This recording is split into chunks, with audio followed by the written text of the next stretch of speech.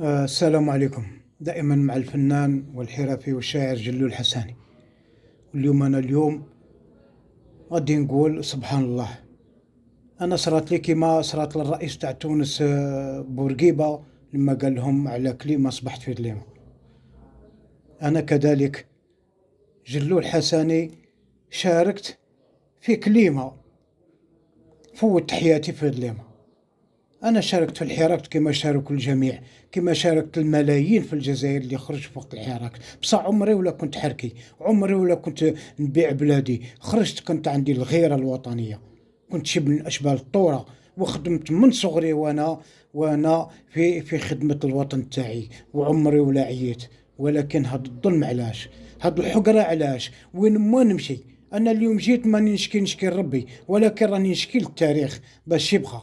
انا جريت، ما خليت حتى اداره، ما خليت حتى وين ما نمشي بالاعمال تاعي. ربي اعطاني عده حرف، عده تخصصات في الصناعه التقليديه والسياحه والثقافه وفي جميع الاعمال الفنيه. ولكن علاش هذا التهميش؟ علاش لا انا ماني جزائري؟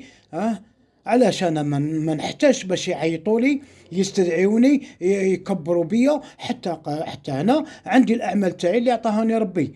عندي في النحت عن النحاس، عندي في الجولود، عندي في السراجة، عندي في الرسم، عندي الزخرفة، عندي الخط، عندي في الاختراعات، عندي في عدة مشاريع فنية وثقافية وسياحية. علاش يا عباد الله؟ علاش هذا التهميش؟ وعلاش انا ما يعيطوليش؟ علاش انا ما يكبروش بيا؟ علاش انا الاعمال تاعي ما نقدرش نقدمها؟ جريت، ما يقول لك اودي ما جريت وما هدرت جريت ما خليت حتى بلاصه، وعندي حتى الادله. ونتحدى اي واحد، اي مسؤول اللي مر على مدينه تلمسان سواء في الثقافه والصناعه التقليديه يقول لكم. انا كنت في المعهد الوطني للصناعه التقليديه وخرجت وقدمت الاستقاله على جال التهميش وعلى جال الحقره. يا خويا انا ربي اعطاني الصنعه ماشي باش تجي تحقرني انا.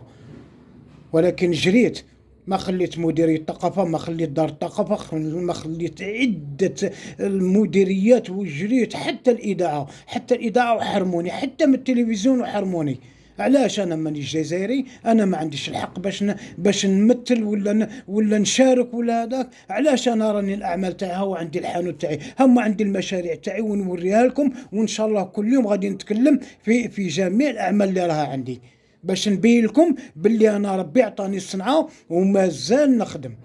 يا سبحان الله. انا في الاخير هذه المره التاليه اللي فت على عده ولات، وكل ما نتكلم معاهم برا من نعاود ندخل عندهم المكتب يبين وجه اخر. هذه المره التاليه الولي هذا التالي لما تلاقينا في واحد المناسبه تكلمت معاه، قال لي روح مرحبا كفنان وكذا كذا، روح لعندي وهضر معايا بكل احترام. ومن مشيت درت له الطلب كرئيس جمعيه وكفنان، والله الا من دخلت يا عباد الله. وسبحان الله الانسان كيفاش يتغير، مغير الاحوال. والله الا من دخلت لعنده الا كان يشوف هاكا ولا يشوف هاك. واش حتى السلام وقالها لي من فوق نيفه، وجمع واش راك باغي؟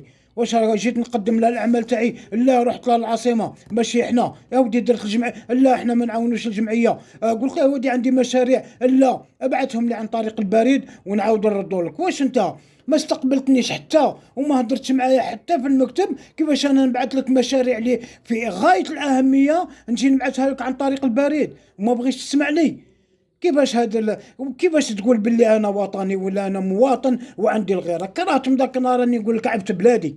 والله لعبت بلادي من خرجت من عند الوالي. واش قال لي انت راك في عالم اخر. لا يا سيد الوالي، انا حر، وانا وطني، وانا حرفي وفنان، ومن حقي باش نقدم المشاريع تاعي للمسؤولين تاعي. ولكن انا نحملك المسؤوليه، والله غير نحملك المسؤوليه. انا ماني نسبك، ماني نعايرك، ما والو، والله غير نحملك المسؤوليه. انا امام الله جيت لعندك وبغيت نقدم لك الاعمال تاعي، ولكن زدت همشتني كما همشوني الاخرين. وقلت لك يا ودي انا راني مهمش، قلت لي لا، قلت لي لا روح لمديرية الثقافة. ولكن مي مشيت لمدير الثقافة، هذا السيد، هذا المدير هذا يتعاون إلا مع أصحابه، مع فلان وفلان بالوجوه، وكأن المديرية ما نسالوش فيها. وانا كفنان والله شوف بالاعمال تاعي، وان شاء الله كيما ربي يعطاني الاعمال والله ان شاء الله يا ربي نحقق المراد تاعي، ومازال نزيد نتكلم ومازال عندي ما نقول، لاني فنان ونعرف التخصصات تاعي ونعرف التخصصات لمدينة تلمسان اللي تزخر بها والثقافة اللي تزخر بها مدينة تلمسان.